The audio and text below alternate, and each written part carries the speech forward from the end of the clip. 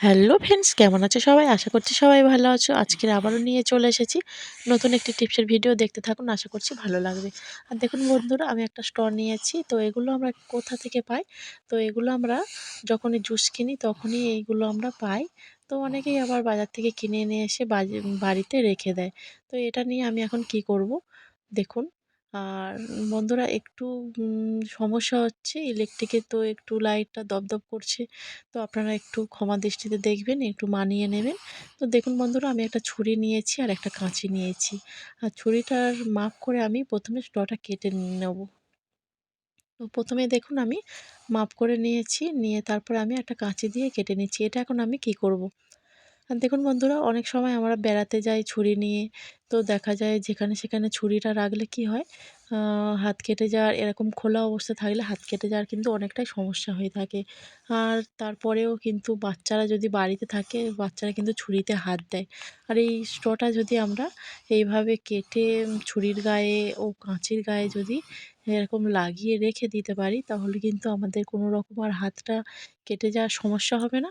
যেখানে ইচ্ছা সেখানে কিন্তু আমরা এই ছুরি কাঁচি এইভাবে নিয়ে চলে যেতে পারবো। খুম খোলা কিন্তু একদমই থাকবে না। যেদিকে ধার কিন্তু সেদিকেই আমি লাগিয়ে নিয়েছি। আর তারপরে দেখুন আমি কাঁচির মাপ করে এটা কেটে নিলাম। তো একইভাবে স্টটার মাঝখান থেকে আমি কেটে নিলাম। নিয়ে কিন্তু কাঁচির ভিতরে দেখুন আমি এইভাবে দিয়ে দিলাম। অবশ্যই কিন্তু আপনারা বাড়িতে এইভাবে এই টিপসটা এপ্লাই করবেন। ছুরি কাঁচি যেকোনোভাবে কিন্তু রাখলে, বাচ্চা থাকলে বাড়িতে কিন্তু হাত কেটে যাওয়ার কোনো সম্ভাবনা থাকবে না। কেমন লাগলো টিপসটা? অবশ্যই কিন্তু আপনারা কমেন্ট করে জানাবেন। চলে আসছি পরবর্তী টিপসে। আর দেখুন বন্ধুরা, এরকম আমি গ্যাস ওভেনের সামনে চলে এসেছি। আর যখন দেখা যায় অনেক কিছু আমরা রান্না করি, তো অনেক রান্না করার পরে কি হয়, হলুদ গুঁড়ো, লঙ্কা গুঁড়ো কিন্তু ছিটিয়ে পড়ে। তো গ্যাস ওভেনের উপর অনেক সময় তেল চিটচিটে ভাবও চলে আসে রান্নার পরে। তখন আমি কি করব দেখুন, গ্যাসটা পরিষ্কার করার জন্য আমি নিয়ে নিয়েছি ময়দা। আপনারা চাইলে বাড়িতে যদি আটা থাকে, ময়দা না থাকে, আটাও নিয়ে নিতে পারেন। তো নেওয়ার পরে আমি কি করছি, ময়দাটা ভালো করে কিন্তু গ্যাস ওভেনটার আমি উপরে ছড়িয়ে দিলাম। তারপরে আমি একটা নিয়েছি কাগজ। তো খবরের কাগজ, পেপার হলেও হবে। তো পেপার দিয়ে আমি আপনাদেরকে দেখিয়ে দিচ্ছি। এরপরে কিন্তু আমি একটা টিস্যু দিয়েও দেখিয়ে দেবো। আপনারা টিস্যু দিয়েও সরাসরি করে নিতে পারেন। কেননা টিস্যুটা তো একটু নরম হয়, খুব ভালো হবে পরিষ্কার করার জন্য। দেখুন, আর কাগজটা দিয়ে আমি দেখিয়ে দিচ্ছি কতটা পরিষ্কার হয়। তো তারপরে আমি একটা টিস্যু নিয়েছি আপনাদের দেখানোর জন্য।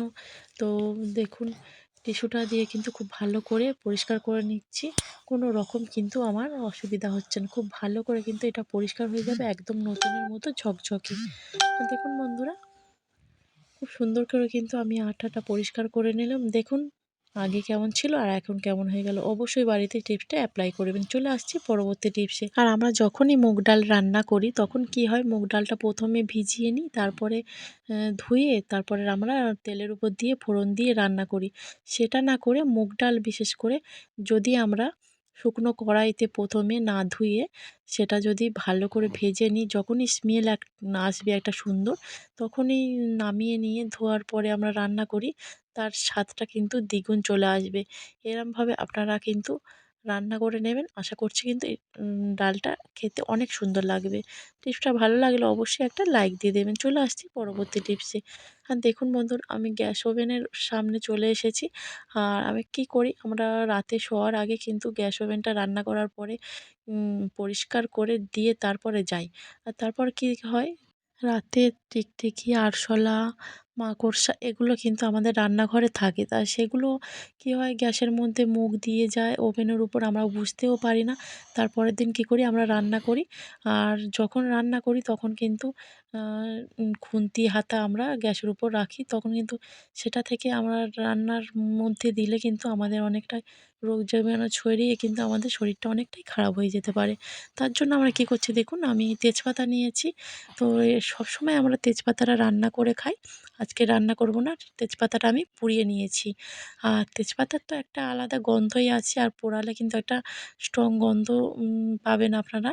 এটা যদি আমরা রাতের বেলা পরিষ্কার করার পরে গ্যাস ওভেনটা উপরে, গ্যাসের ওপরে আর গ্যাসের ওভেনটার নিচে যদি আমরা দিয়ে রেখে দিই, এর মধ্যে কিন্তু কোনো রকম তেলাপোকা বা টিকটিকি, আরশোলা কিন্তু আসবে না এর গন্ধেতে।